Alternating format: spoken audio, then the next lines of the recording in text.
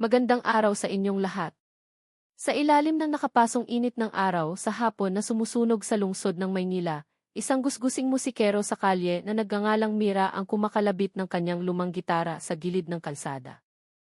Walang nakakaalam na sa likod ng kanyang madungis na damit at paos na boses, siya ay isang lihim na ahente ng Intel na nagsusumikap na ibunyag ang sindikato ng iligal na checkpoint na nambibiktima sa maliliit na tao.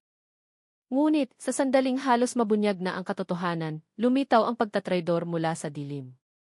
At mula noon, isang madilim na sabwatan ang dahan-dahang nabunyag at nagpabago sa lahat. Ano nga ba ang totoong nangyari? At sino ang nasa likod ng lahat ng ito? Tanghaling tapat noon at ang lungsod ng Maynila ay tila isang higanting pugon. Ang liwanag ng araw ay tumatalbog sa aspalto na nagpapayanig sa hangin at tumutusok sa bala. Sa gitna ng siksikang mga sasakyan, dahan-dahang naglakad si Mira sa makipot na bangketa. Mabigat ang kanyang hakbang ngunit sigurado. Ang kanyang buhok ay nakapusod ng basta-basta. Ang kanyang mukha ay kusam at ang kanyang damit ay nakadikit sa katawan dahil sa pawis at alikabok. Mahigpit niyang hawak ang isang lumang gitara na may mga kalawanging kwerdas.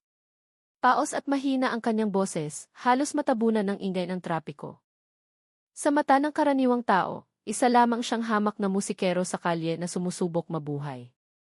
Ngunit sa likod ng mga matang iyon ay nagtatago ang isang taong ibang-iba sa nakikita. Sa loob ng tupi ng kanyang damit ay may maliit na kagamitan na kasing laki ng barya, isang microcamera na may live transmission diretso sa headquarters ng Kibagwis. Hindi pangkaraniwang musikero si Mira. Siya ay isang ahenteng sinanay sa pagbabalakayo at surveillance sa urban na kapaligiran. Ang misyon niya ngayong araw ay hindi lang magmanman, kundi maging bahagi ng isang malaking operasyon para buwagin ang sindikato ng iligal na panghuli na pinamumunuan ng mga tiwaling alagad ng batas. Alam ni Mira na napakataas ng risko ng misyong ito, pero para sa kanya, hindi kailanman mananaig ang hustisya kung walang lakas ng loob na hamunin ang kabulukan mula sa loob. Tumutulo ang pawis mula sa kanyang sentido nang huminto siya sa isang malaking interseksyon.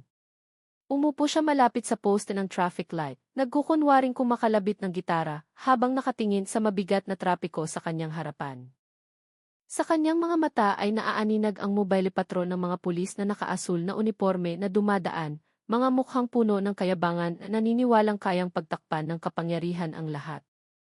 Bawat galaw nila ay kalmado niyang pinagmamasdan. Oras ng patrol, direksyon ng sasakyan. Kung sino ang kumakausap kanino, lahat ay nare-record sa likod ng blankong tingi ng isang musikero na nagkukunwaring walang pakialam. Bawat kalabit ng gitara na naririnig ng mahina ay nagpapadala ng maliliit na signal, mga code na tanging ang team niya lang sa headquarters ang nakaiintindi. Dala ng mainit na hangin ang amoy ng gasolina at alikabok na nagpapabigat sa paghinga. Pero nanatiling nakapokus si Mira. Huminga siya ng malalim, pinakalma ang tibok ng puso na nagsisimulang bumilis. Sa report noong nakaraang gabi, nagbabala na ang headquarters. Ngayong araw ay magkakaroon ng biglaang operasyon na pamumunuan ng isang pulis na nagngangalang Kapitan Arjo, isang pangalan na matagal nang nasa internal blacklist. Isang P.O. Plansita na sinasabing opisyal, pero sa totoo ay maskara lang para perahan at takutin ang maliliit na mamamayan. Ang mga kamay ng kanyang lumang relo ay halos nakaturo na sa 12:00.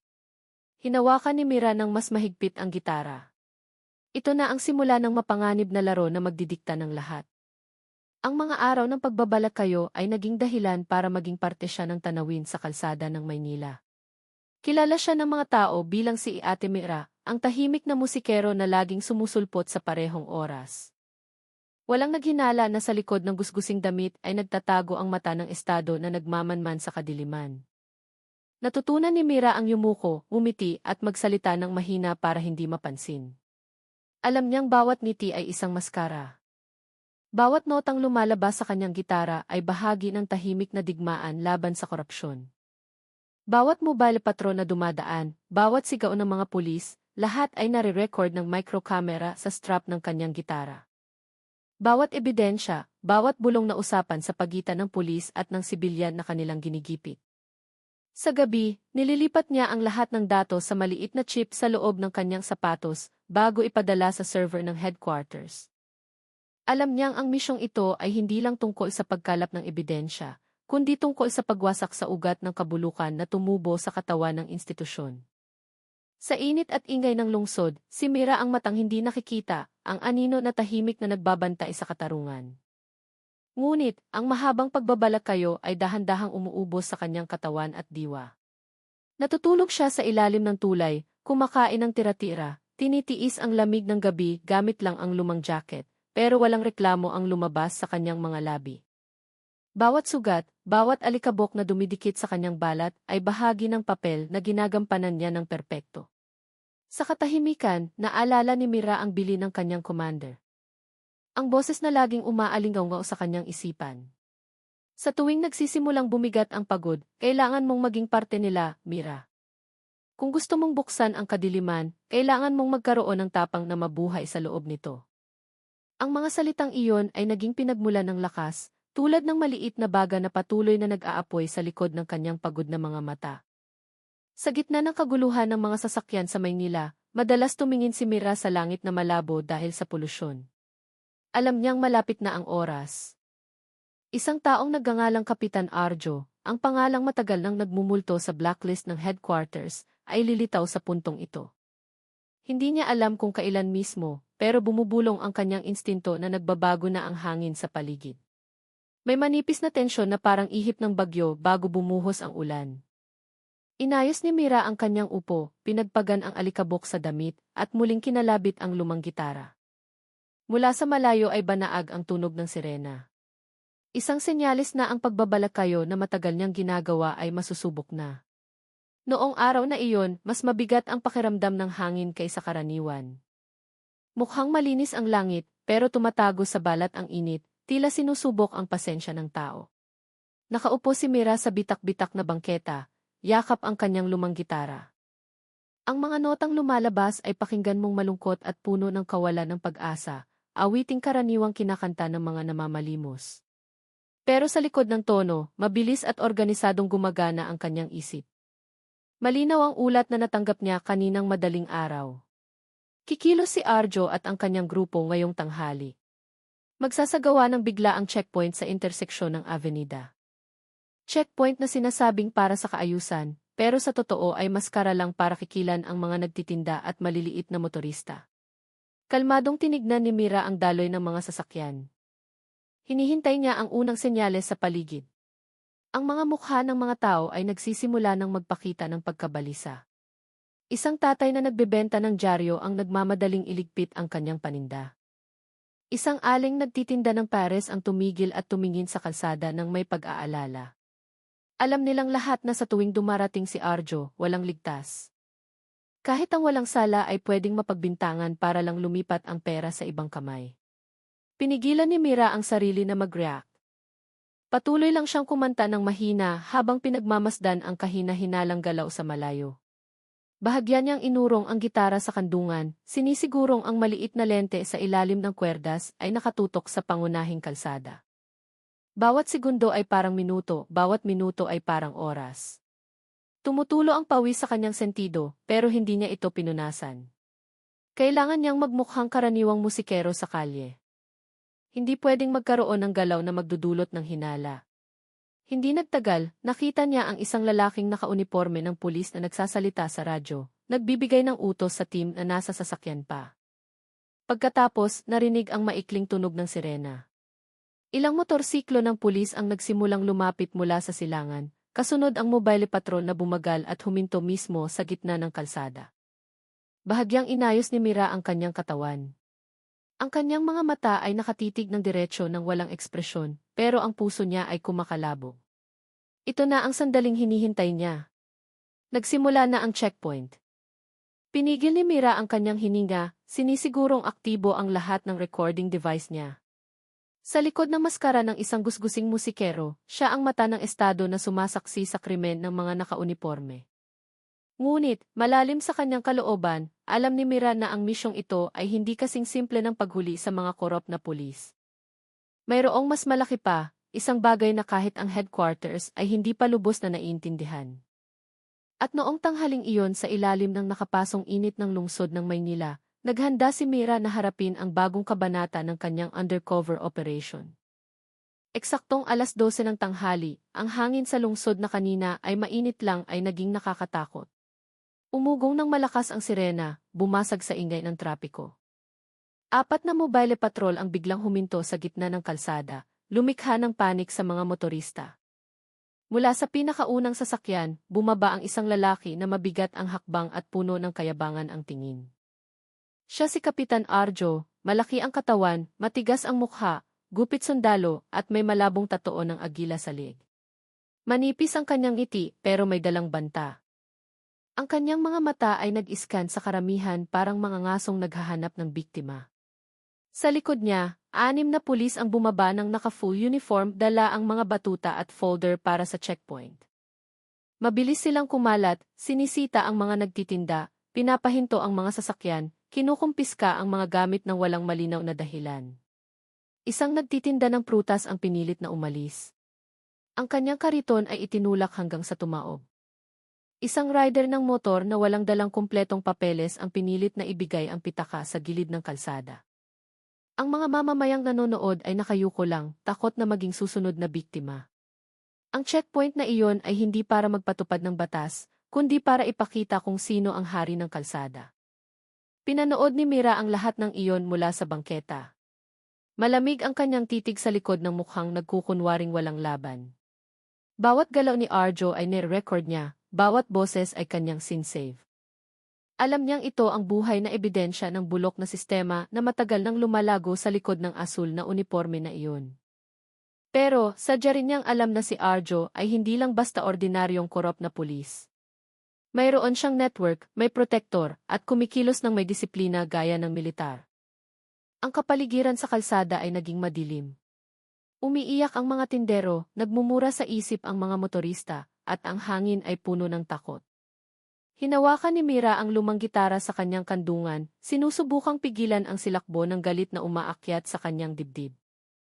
Para sa kanya, si Arjo ay hindi lang kaaway ng batas, siya ay simbolo ng kabulukan na masyado ng matagal na hinayaang mabuhay. Isang maling hakbang ay pwedeng maging dahilan ng pagkabuko niya, pero isang maliit na boses sa puso niya ang bumulong. Dumating na ang oras. Huminga ng malalim si Mira, yumuko at nagkunwaring kumakanta ulit. Sa gitna ng init na nakapapaso, ang maliit na kamera sa strap ng kanyang gitara ay patuloy na gumagana, nire-record ang bawat segundo ng maduming operasyon sa harap niya. Bawat mukha, bawat galaw ng kamay, bawat kabulukan na nagtatago sa likod ng uniforme. Sa galaw na pino at halos hindi makita, pinindot ni Mira ang maliit na buton sa dulo ng liig ng gitara. Click!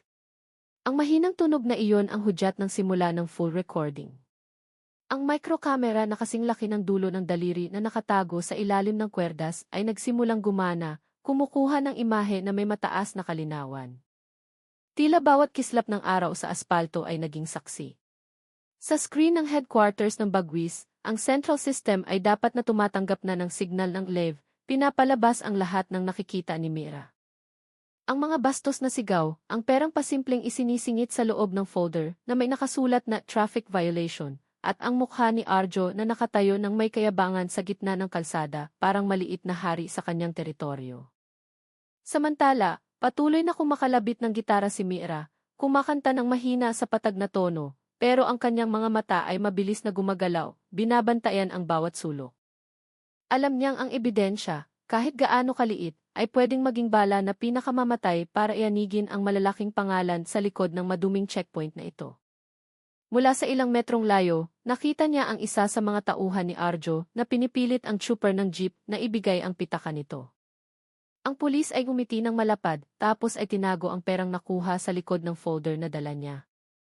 Pinigil ni Mira ang galit, pinipilit itago ang pandidiri na nagsisimulang kumain sa kanyang dibdib para hindi mahalata sa mukha.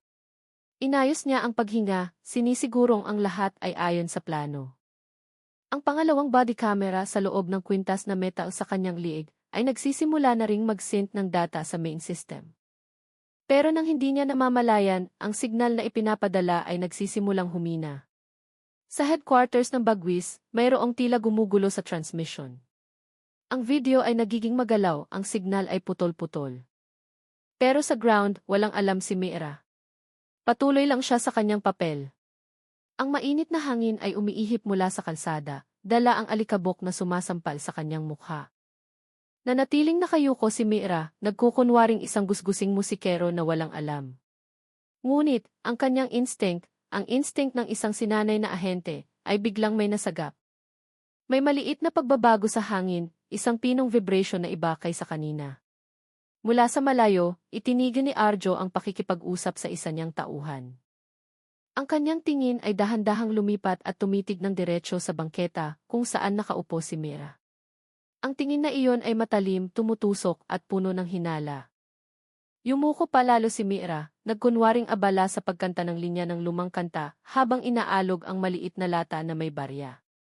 Pero ang puso niya ay nagsimulang kumabog ng hindi regular. Mabagal na naglakad si Arjo papunta sa kanya. Bawat hakbang ay mabigat at may ritmo tulad ng tunog ng pagpukpok ng maso na kasabay ng banta. Ang kanyang mga labi ay may nakakalokong ngiti na nagpatindig sa balahibo ni Mira. Saglit siyang bumulong sa kanyang tauhan bago lalong lumapit. Alam ni Mira na delikado na ang sitwasyon. Kung mabubuko ang pagkatao niya ngayon, masasayang ang lahat ng data na na-record.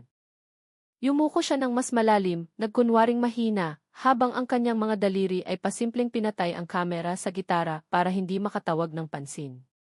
Pero bago pa siya makagalaw ulit, ang malalim na boses ay umalinggaw at bumasag sa ingay ng lungsod.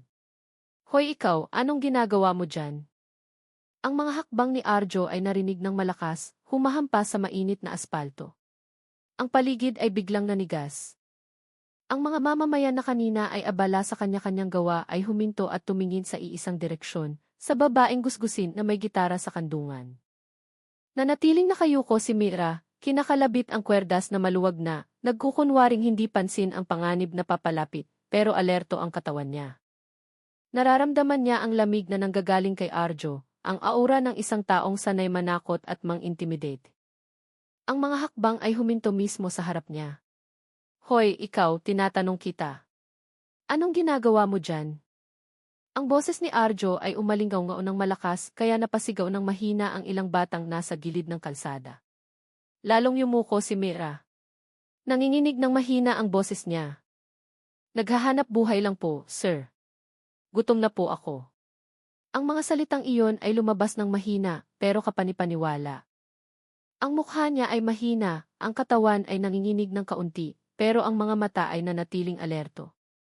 Sa ibabaw ng gitara, nakikita niya ang refleksyon ng katawan ni Arjo, tinatandaan ang posisyon ng paa, direksyon ng kamay, at distansya sa pagitan nila. Isang maling hakbang at guguho ang misyong ito. Hindi pa kontento si Arjo, ang matalim niyang tingin ay hindi umaalis kahit kaunti. Yumuko ito ng bahagya. Ang mga mata ay naningkit. Gutom ha? Sabi niya sa tonong ng iinsulto. Pero bakit kanina ka pa dyan? Pinapanood mo yung raid no? Ang boses niya ngayon ay mas mababa. Pero puno ng banta. Yumuko siya. Ang mukha niya ay isang dangkal lang mula kay Mira. Ang amoy ng yosi at murang pabango na humalo sa init ng aspalto ay nagpasikip lalo sa hangin. Ilang pulis ang nagsimulang tumingin. Naghihintay ng utos ng pinuno na nananatiling tahimik. Nakatingin lang sa lupa habang kumakalabit ng gitara ng mahina na parang hindi naiintindihan ang tanong. Pero sa loob ng puso, ang alarma ng panganib ay tumutunog na ng malakas. Alam niyang hindi lang naghihinala si Arjo. Halos sigurado na ito na ang babae sa harap niya ay may tinatago. Nagsimulang magkumpuan ang mga tao. Ilang residente ang nagbubulungan. May sumubok na itaas ang cellphone pero agad na ibinaba, takot sa unipormadong nakatayo sa gitna ng daan. Tumindi ang tensyon. Tila ang buong lungsod ay nagpigil ng hininga. Naghihintay sa kung ano ang susunod na mangyayari. Tumayo ng tuwid si Arjo, tinignan si Mira ng walang ekspresyon. Lumingon siya sa kanan at kaliwa tapos ay binalik ang focus sa kanya. Tatanungin kita ulit, sabi niya sa mabigat na tono. Anong ginagawa mo dito? Napalunok si Mira, nagkunwaring takot. Pero sa isip niya, nakahanda na ang susunod na hakbang. Alam niyang hindi na maiiwasan ang engkwentro. At nang itinaas ni Arjo ang kamay ng bahagya, alam ni Mira na ang bagyong hinihintay niya ay dumating na. Ang lakad ni Arjo ay dahan-dahang umiikot sa kanya, parang leon na tinatansya ang distansya bago sumakmal. Matalim ang mata, mabigat ang hininga, naging malamig ang boses. Huwag kang magsisinungaling. Ang sigaw ay malakas, umalingaw-ngao hanggang sa kabilang kalsada. Nagre-record ka no? Sinubukan niyang manatili sa karakter, mukhang takot, nakababa ang balikat, nanginginig ang kamay, pero ang mata ay gising na gising. Alam niyang bawat segundong pananahimik niya ay bahagi ng laro na siya mismo ang kumokontrol.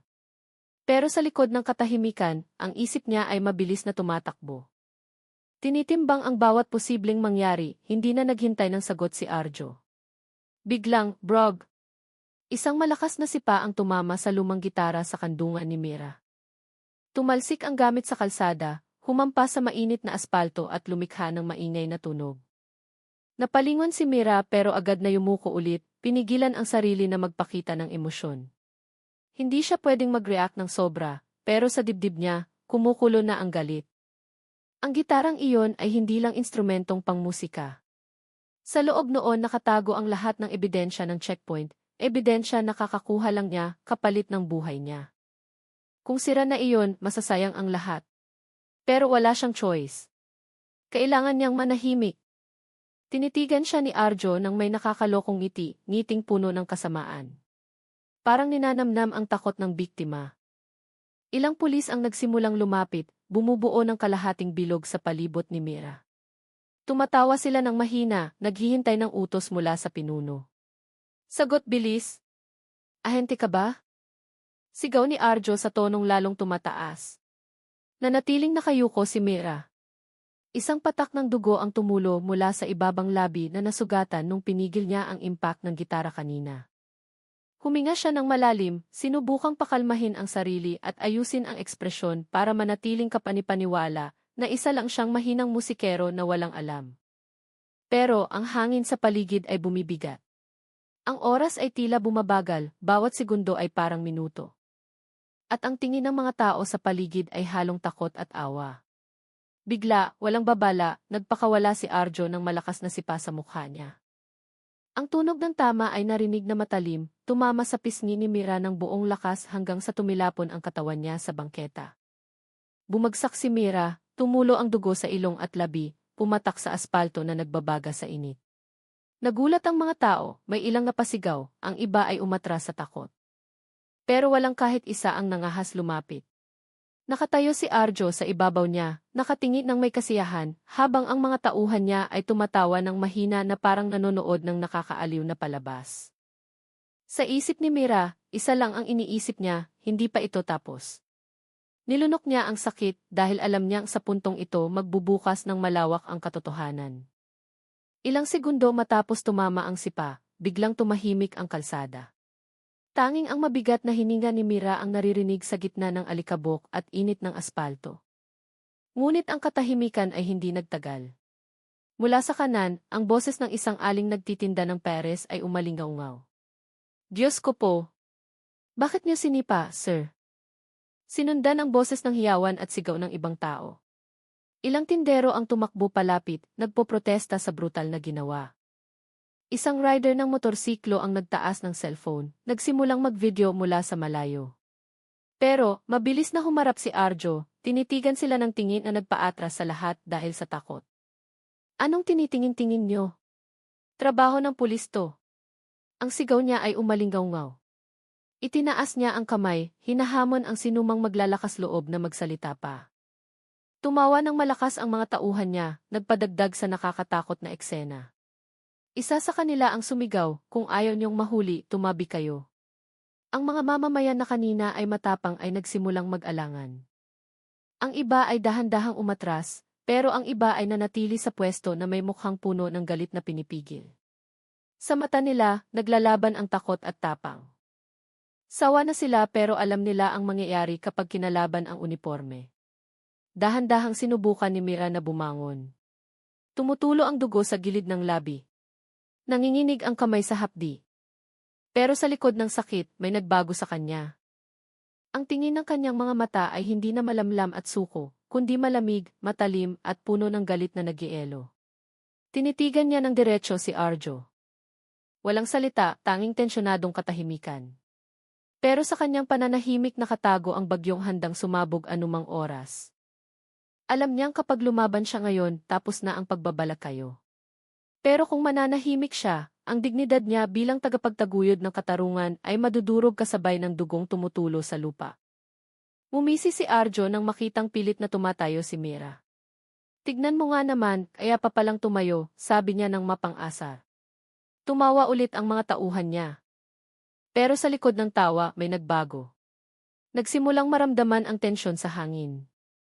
Ang mga mamamayan ay nagsimulang pumalibot sa kanila ng dahan-dahan, hindi na dahil sa takot, kundi dahil sa galit at kuryosidad. Ilang cellphone na ang nakataas, nagre-record ng walang alinlangan. Tumingin si Mira sa paligid. Nakita ang mga matang nakatingin sa kanya ng may awa, pero mayroon ding pag-asa. Huminga siya ng malalim. Sa loob ng ilang segundo, alam niyang magbabago ang lahat. At nang magtagpo ulit ang paningin nila ni Arjo, naging malinaw ang lahat, ang larong ito ay babaliktad. Dahan-dahang tumayo si Mira sa gitna ng tumahimik na karamihan. Ang tunog ng makina ng sasakyan at sigaw ng mga tao ay tila naglaho, napalitan ng nakabibinging katahimikan na dumadagundong sa dibdib. Isang patak ng dugo ang nahulog mula sa ilong niya, naglaho sa mainit na aspalto sa ilalim ng malupit na araw.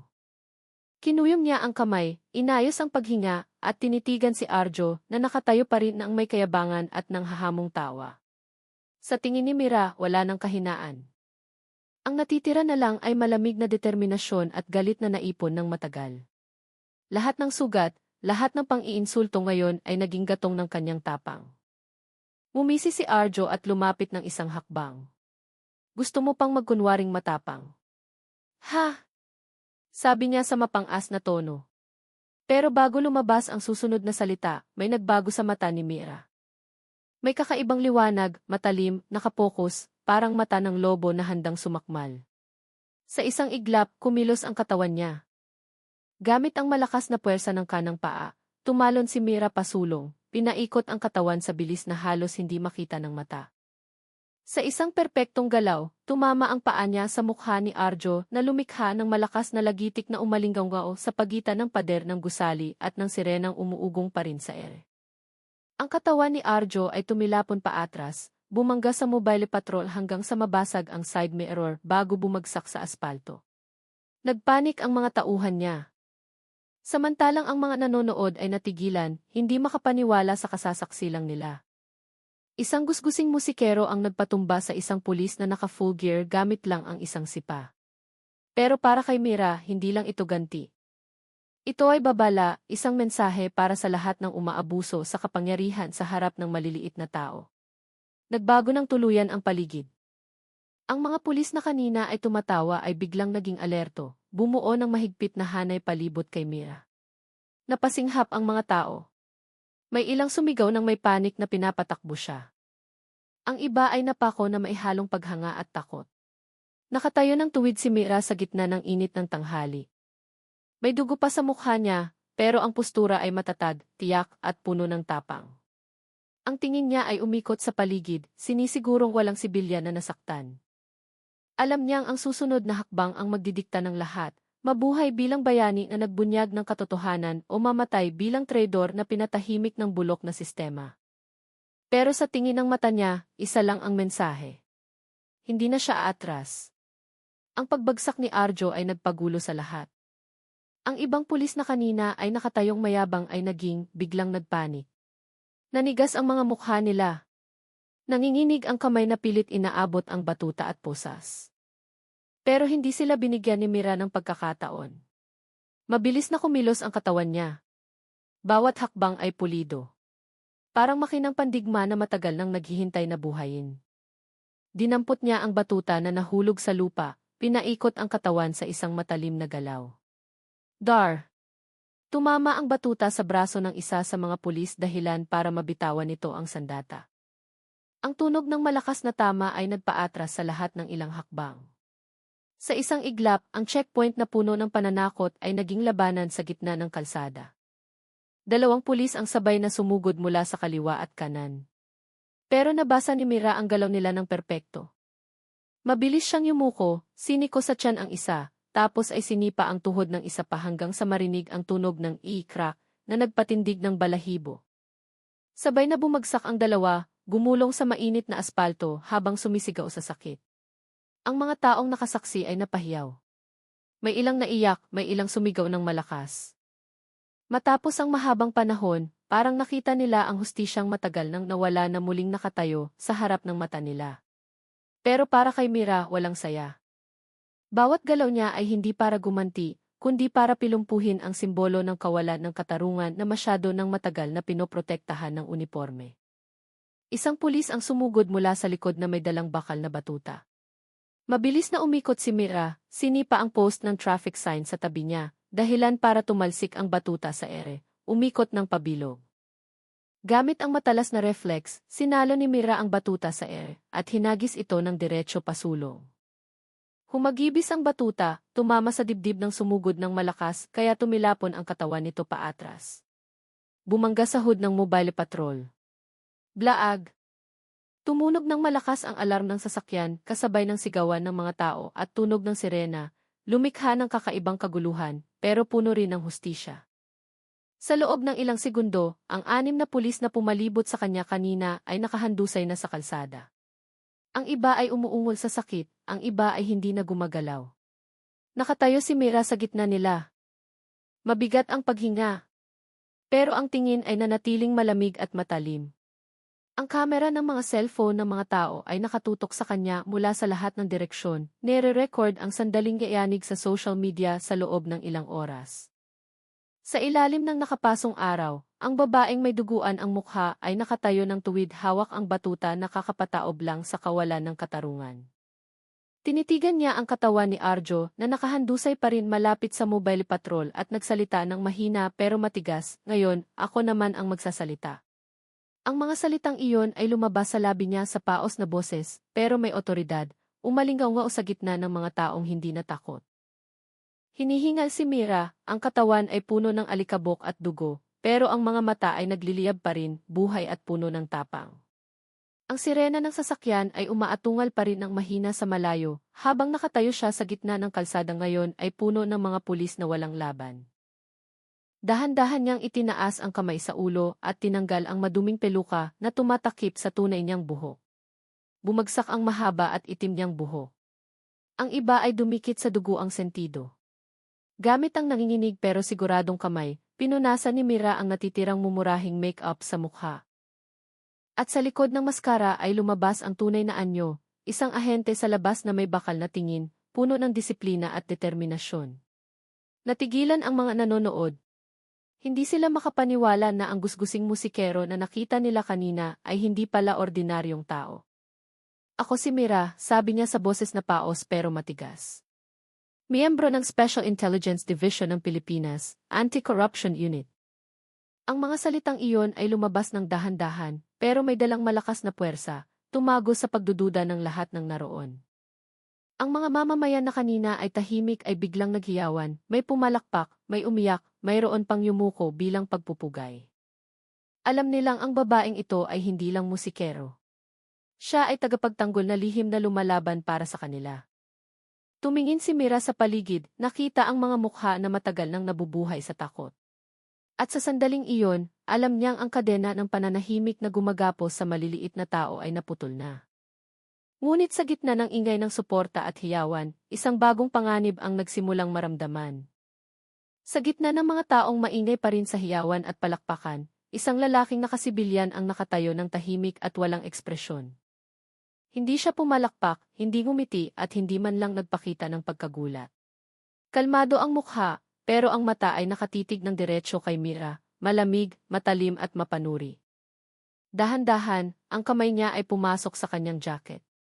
Nilabas ang isang maliit na cellphone, dinikit sa tainga, at bumulong sa mababang boses na halos hindi marinig sa gitna ng ingay. "Target unlocked. Papasukin ang team." Binaba niya ang telepono at tumalikod. Magaan ang lakad na sumingit sa mga tao parang anino na walang iniiwang bakas. Samantala, walang kamalay-malay si Mira sa banta na kakagalaw lang mula sa likod ng mga tao.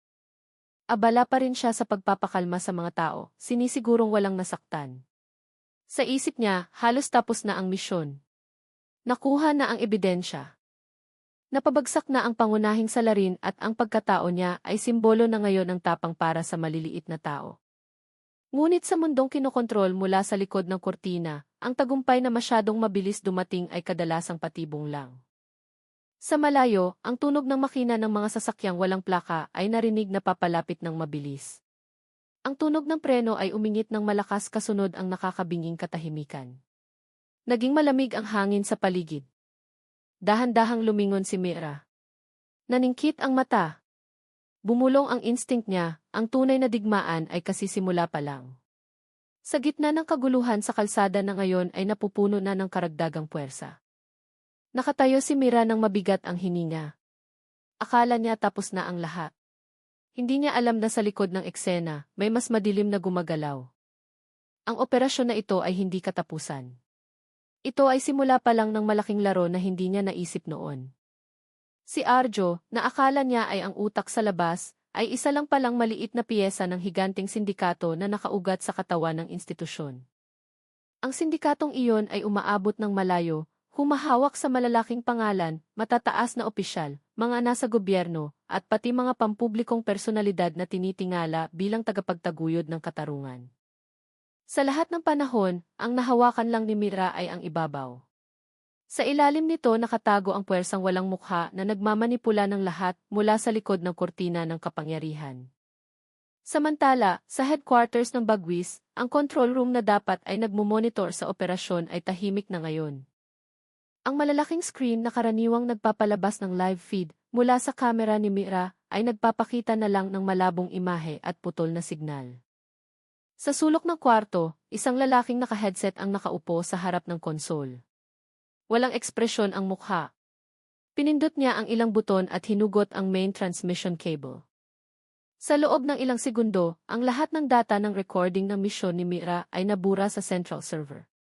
Walang bakas, walang ebidensya, parang hindi nangyari ang misyon. Naisagawa na ang utos, mahinang sabi ng lalaki sa radio communication bago tuluyang namatay ang screen sa harap niya. Sa ground, biglang naramdaman ni Mira na may mali. Sinubukan niyang magpadala ng signal sa headquarters gamit ang gadget sa pulso. Walang response. Nawala ang signal ng tuluyan. Tiningnan niya ulit ang backup device, pero pareho ang resulta. Nakakatakot na katahimikan ang bumalot sa isip niya. Hindi pwede, bulong niya. Tumulo ang malamig na pawis sa sentido. Alam niyang kung palyado ang komunikasyon, ibig sabihin ang sabotahe ay nanggaling sa loob. May tao sa headquarters na nagpasyang patayin ang lahat ng koneksyon bago pa maipadala ang ebidensya. At ang taong iyon ay siguradong may mataas na posisyon. Lahat ng tagumpay na kakakamit lang niya ay tila naging walang saysay. Ang ebidensya na nakuha niya kapalit ng dugo at sakripisyo ay naglaho. Sa kalsada, pinupuri pa rin ng mga tao ang tapang niya. Pero alam ni Mira na ang tagumpay na ito ay ilusyon lang. Tumingin siya sa langit ng lungsod ng Maynila na nagsisimula ng dumilim dahil sa makapal na ulap.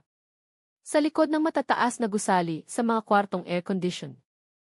Ang mga salarin ay malamang tumatawa na ng may kasiyahan habang pinapanood ang plano nilang gumagana ng perpekto. Kinuyom ni Mira ang kamao. Hindi niya alam kung sino ang nagtraidor sa kanya. Pero isa lang ang sigurado, mag-isa na lang siya ngayon laban sa sistemang mas malaki pa sa kanya. At ang tunay na digmaan ay nagsisimula pa lang sa puntong ito. Kakakalma pa lang ng sitwasyon sa kalsada. Napuno ulit ang hangin ng tunog na hindi pamilyar. Tatlong itim na sasakyang walang plaka ang humarurot mula sa hilaga, huminto ng biglaan sa dulo ng kalsada. Sabay-sabay na bumukas ang mga pinto. Mula sa loob ay lumabas ang grupo ng mga lalaking malalaki ang katawan, nakasuot ng itim mula ulo hanggang paa. Walang marka ng ranggo, walang emblem ng institusyon, tanging mga mukhang seryoso na maihakbang na tiyak at organisado. Gumagalaw sila sa maayos na formation parang special forces na sinanay. Si Mira na nakatayo pa rin sa gitna ng kalsada ay agad na natauhan.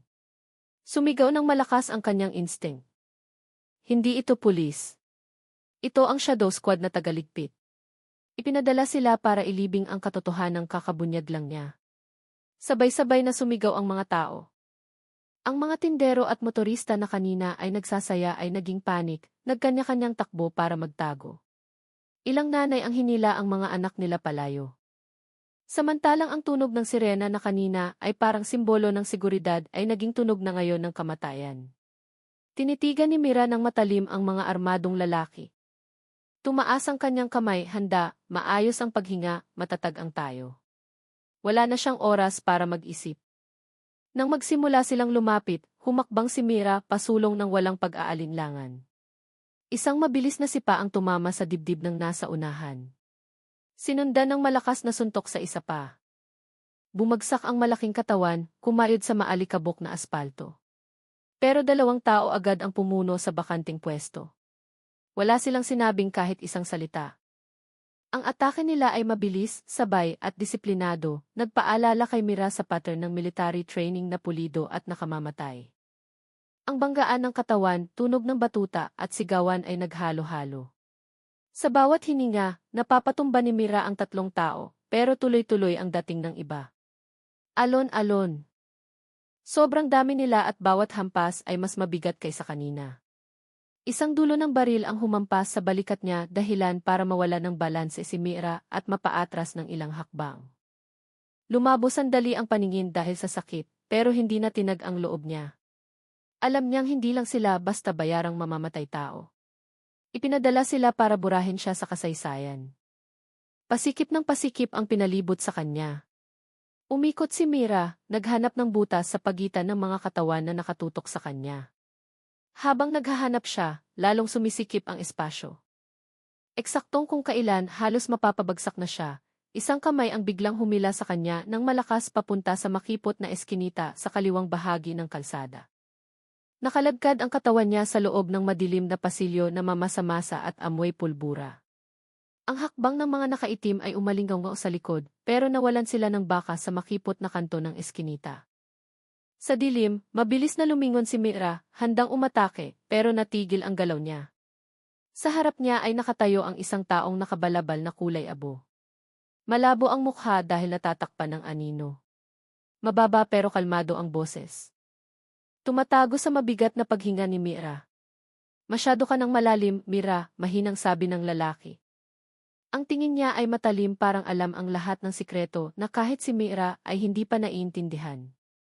Habang nakikipaglaban si Mira sa sentro ng lungsod, ang headquarters ng Bagwis ay tila masyadong tahimik para sa araw na kasing laki nito. Sa kwartong may aircon na ang kurtina ay nakasara ng mahigpit, nakaupo si Colonel Dante sa likod ng malaking mesang kahoy. Ang kanyang kulay asul na uniforme ay maayos at walang gusot. Sa kamay niya ay isang mamahaling itim na ballpen. Nakatingin siya sa isang dokumento ng kalmado. Sa taas na bahagi ng papel ay malinaw na nakasulat ang utos ng pag-aresto kay Mira, ang Special Intel Agent. Ang labi ni Colonel Dante ay nagpakita ng manipis na ngiti bago pumirma ng may diin. Sinara niya ang folder at tumingin sa computer screen sa harap niya, pinapakita ang litrato ni Mira na duguan sa kalsada. Ang litrato ay minanipula para magmukhang brutal niyang inaatake ang mga pulis. Binasag ng tunog ng telepono ang katahimikan. Sinagot ito ni Dante ng relax, kalmado ang tono, pero puno ng kahulugan. Lahat ay ayon sa plano. Burahin ang lahat ng recording, siguraduhing hindi na siya makakabalik. Mas lumawak ang ngiti sa labi niya, kasiyahan na mahirap itago. Sa likod ng screen, sinimulan ng operator ng headquarters na burahin ang data ng misyon ni Mira isa-isa, sinisigurong walang ebidensya na ang undercover operation ay opisyal na inaprubahan. Lahat ng report ay pinalabo, lahat ng access ay sinara, lahat ng witness sa loob ay inilipat ng walang bakas. Sa loob ng ilang minuto, ang status ni Mira ay nagbago mula sa kagalang-galang na ahente papuntang mapanganib na pugante. Sa labas ng kwarto, ilang batang opisyal ang dumaan na may asiwa sa mukha, hindi makatingin sa pinto ng opisina ni Colonel Dante. Alam nilang may mali, pero walang kahit isa ang naglakas loob na magsalita. Masyadong malakas ang reputasyon ni Dante, masyadong malawak ang net worth niya. Hindi lang siya basta boss, siya ang kanang kamay ng malaking puwersa na hindi kailanman lumalabas sa publiko. Habang nakatingin sa bintana, bumulong si Dante sa sarili. Minsan kailangang isakripisyo ang hustisya para sa mas malaking kaayusan. Ang pangungusap na iyon ay parang pagdadahilan. Pero sa mata niya ay mayroong mas madilim, ambisyon na umakyat pa ng mas mataas. Kahit magkano pa ang halaga. Sa monitor na nakabukas pa, ang litrato ni Mira na nakatayo ng tuwid sa gitna ng kalsada ay lumabas sa huling pagkakataon bago patayin ang sistema. Ang tingin ng mata niya ay matalim, puno ng paglaban na parang nakatingin diretsyo kay Dante mula sa likod ng screen. Sa isang saglit, nanigas ang ekspresyon ni Dante. May kaunting kurot ng konsensya ang sumubok lumabas, pero agad niyang pinalis gamit ang maliit na tawa. Masyado kang nagtiwala, Mira. Bulong niya bago pinindot ang permanent delete button. Dumilim ang ilaw ng screen. Nilamon ng malamig na katahimikan ang kwarto, katahimikan ng isang perpektong pagtatraidor. Ilang oras matapos ang engkwentro, sumabog ang social media. Ang amateur video mula sa cellphone ng mga mamamayan ay kumalat sa buong internet. Sa video na maihabang 3 minuto, malinaw na nakita kung paano binugbog si Mira bago lumaban para ipagtanggol ang sarili. Ang clip na iyon ay nagpaalab sa galit ng publiko. Inakusahan ng mga netizens ang mga pulis na nagtatakip ng katotohanan. Ang media ay nagsimulang i-replay ang clip na may headline na, "Sino nga ba ang babaeng musikero?" Sa mga kalsada, binabanggit ng mga tao ang pangalan niya, nagbubulungan, nagdedebate, at nire-repost ang parehong video na may galit na lalong nag-aapoy.